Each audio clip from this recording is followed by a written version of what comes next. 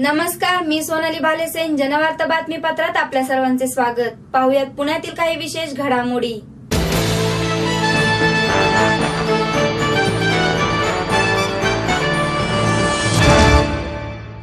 भांडवलदार नको, कार्यकर्ता हवा या मागणीसाठी शिक्षक हक्क मंचाचे मतीन मुजावर आणि सहकारी उपोषणाला बसले आहेत. सध्या महानगरपालिकेच्या निवडणुका तोंडावर आहे. असे असताना पक्ष निधी उपलब्ध व्हावा म्हणून विविध पक्षांनी ₹25,000 ते ₹10,000 पुणे मनपा निवडणूक लढवणाऱ्या उमेदवारास भरणे बंधनकारक केले आहे. सदरचे धोरण हे लोकशाही स्मारक, सामाजिक व राष्ट्रीय उन्नतीच्या दृष्टिकोनातून घातक तसेच आर्थिकदृष्ट्या दुर्बल असणाऱ्या निवडणूक लढवण्यास इच्छुक असणाऱ्या कार्यकर्त्यावर अन्याय करणारे आहे. या धोरणामुळे पक्ष एक प्रकारे इच्छुक उमेदवाराच्या आर्थिक क्षमतेचे प्रदर्शन घडवित आहेत असे सांगणे गैर नाही.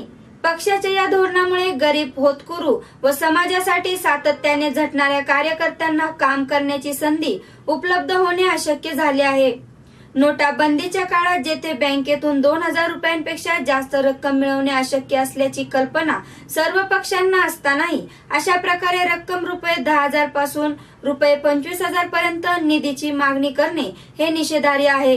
यावर शासनाने ही उपाययोजना तातडीने अंमलात आणणे गरजेचे आहे. पक्षाच्या या धोरणाचे व शाही खुर्चीचे प्रतिकात्मक निषेध म्हणून पुणे मनपा समोर शिक्षक हक्क मंचाच्या वतीने उपोषण करण्यात आले. सध्या पुणे महानगरपालिकेचे निवडणूक होणार आहेत आणि ह्या निवडणुकीसाठी बरेच उमेदवार आहेत जे आत्ता अर्ज भरण्यासाठी इच्छुक आहेत. प्रत्येक वॉर्डामध्ये तळागाळाचा पण कार्यकर्ता असतो जो म्हणजे फक्त सामाजिकच कार्य करत असतो. परंतु पक्षाचं जे धोरण आत्ता ज्यांनी जे अवलंबलेलं आहे त्याच्यामध्ये पक्षाला निधी मिळावा म्हणून त्यांनी 10,000 ते 25,000 रुपये प्रत्येक उमेदवाराला भरणे बंधनकारक केलेले आहे, जे अन्यायकारक आहे. जर एखादा इमानदारच कार्यकर्ता असेल आणि तो कामच करत असेल सामाजिक कार्य आणि त्याच्याकडे पैसे नसतील तर मग त्यांनी निवडणूक लढवायची नाही का? आणि हे पक्षाची लोक त्याला तिकीट देणार नाही का? म्हणजे महानगरपालिकेची जी काही खुर्ची असेल ज्याच्यावरती निवडून येणारा उमेदवार असेल तो फक्त भांडवलदारच असेल का? गरिबांनी त्या खुर्चीवरती बसायचं आणि समाजकार्य करायचं नाही का? ह्यातनं हा खूप मोठा प्रश्न पुणेकरांच्या समोर उपस्थित झालेला आहे.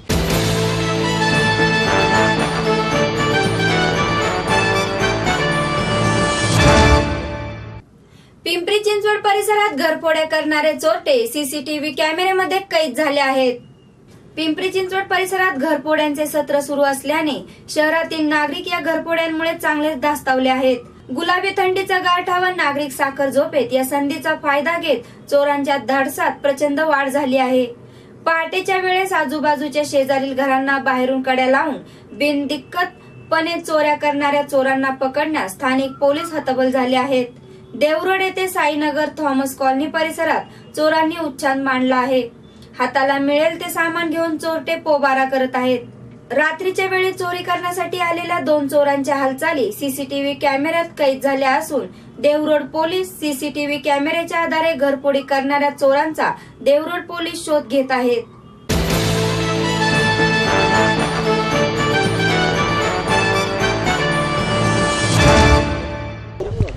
गोकुळनगर पठारामधील ह्या एका भागामध्ये आपण आलोय. ह्या भागामध्ये कचऱ्याची आणि घाणीची इतकी समस्या मोठी आहे की येथील नागरिक इथे आपण बघताय की केवढ्या मोठ्या प्रमाणात हा कचरा साचलेला आहे. दुसरीकडे त्याच भागामध्ये चिखल आणि गाळ झाला, त्याच्यामध्ये ते डुक्कर वगैरे असे प्राणी येऊन घाणीमध्ये लोळत असतात. त्याच भागामध्ये लहान मुलं खेळतात, जेवणही करतात. अशा पद्धतीने हा परिसर इतका घाणेरड्या प्रमाणात झालेला आहे की ते रोगराईची शक्यताही आहे. महानगरपालिकेचं याकडे लक्ष नाहीये आणि हा कचऱ्यासाठी दुसरं काही एक पर्याय महानगरपालिका करत नाही. येथील नागरिकांच्या या समस्येला जर महानगरपालिकेने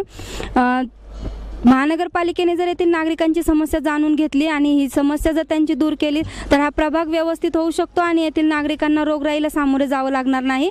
अशा पद्धतीने हे नागरिक त्रासलेले आहेत. ही समस्या खूप मोठी आहे आणि जर महानगरपालिकेने याकडे लक्ष दिलं तर ही समस्या सुटू शकते. कॅमेरामन ऋतुजासोबत मी सोनाली, जनवार्ता न्यूज, पुणे. नागरिकांच्या काय समस्या आहे आपण त्यांच्याकडनं जाणून घेऊया. काय समस्या आहे इथल्या ज्या तुम्हाला सामोरे जावं लागतं? इधर सब लोग इधर ही कचरा डालते, ऊपर वाले लोग, और हमारे को बहुत इधर तकलीफ है, बहुत बस आता है हमको, और हमारे छोटे छोटे बच्चे भी है इधर, तब ये उधर कोई किधर सबको बोलना कि इधर कचरा मत डालो, तब इधर कहाँ जाएगा कचरा डालने के लिए। आमची इथं कचरा आहे, या कचऱ्यामुळे खूप प्रदूषण वाढत आहे आणि बारकी बारकी मुलं इथं जवळपास खेळतात आणि इथं खूप घाण आणि ते चिखल झालेलं आहे.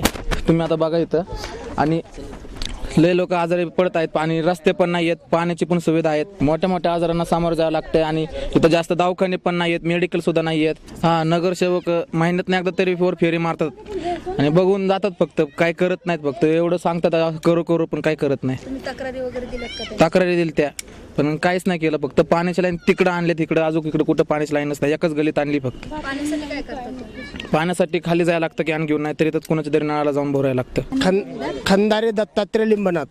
काय समस्या आहे तुमच्यासाठी? समस्या कसे, समस्या ही समस्याच आहे, कारण इथं कसलीही फॅसिलिटी नाहीये.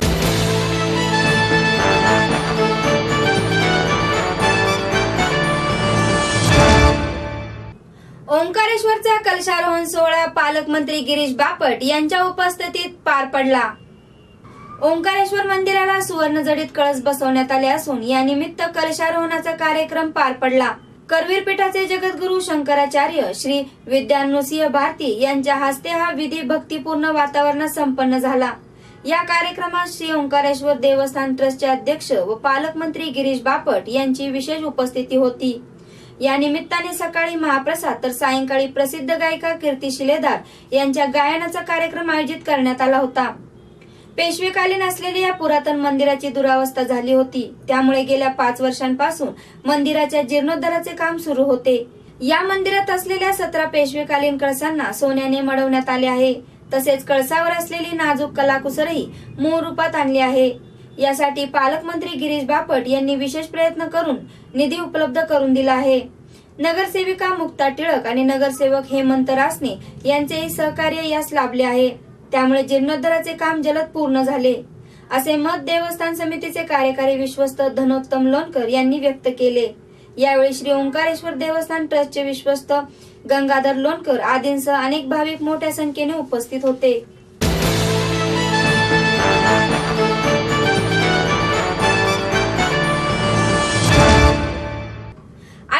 स्वरसागर संगीत महोत्सवाचे उद्घाटन माजी उपमुख्यमंत्री अजित पवार यांच्या हस्ते करण्यात आले.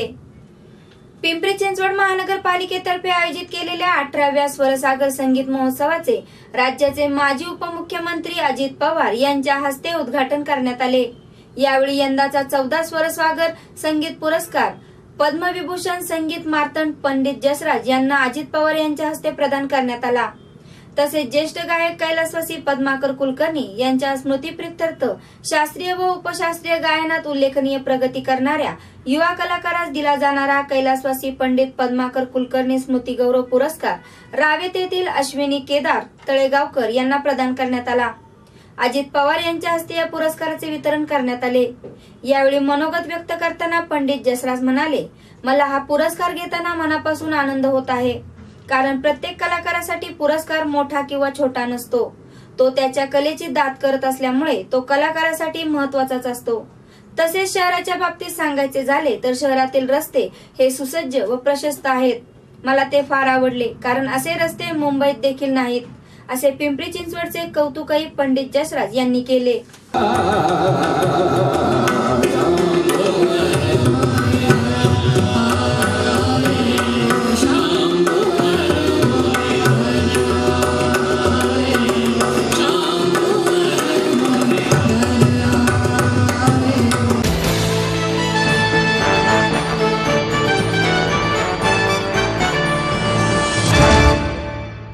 आता आपण आहोत प्रभाग क्रमांक 31 मध्ये. या प्रभागामध्ये बाबा धुमाळे यांनी ही लायब्ररी बांधली, सिटी लायब्ररी.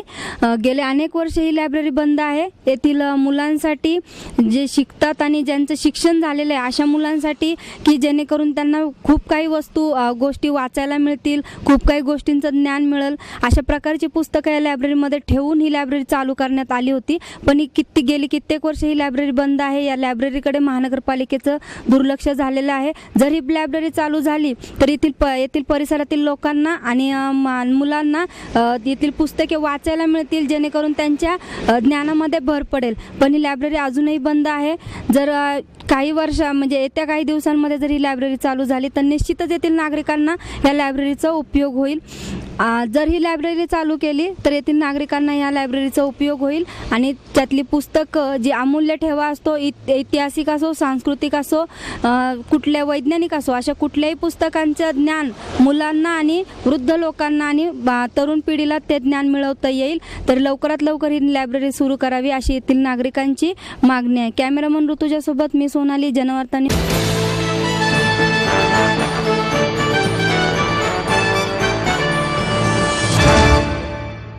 महाटेक 2017 हे भव्य व्यावसायिक प्रदर्शन 5 जानेवारी पासून सुरू होत आहे. 4 दिवस चालणाऱ्या या व्यावसायिक प्रदर्शनात अत्याधुनिक उत्पादने, उपकरणे पाहण्याची संधी पुणेकरांना मिळणार आहे. दिनांक 5 ते 8 जानेवारी 2017 दरम्यान कृषी महाविद्यालय पटांगण, सिंचन नगर, शिवाजीनगर, पुणे येथे सकाळी 10 ते संध्याकाळी 6 या वेळेत हे प्रदर्शन होणार आहे. महाटेक 2017 ला ITPO ची मान्यता मिळालेली असून त्याला उद्योग मंत्रालय, महाराष्ट्र राज्य आणि Indo Arab chamber of commerce and industries, Thane small scale industries association, chamber of small industry association यांचे सहकार्य लाभले आहे.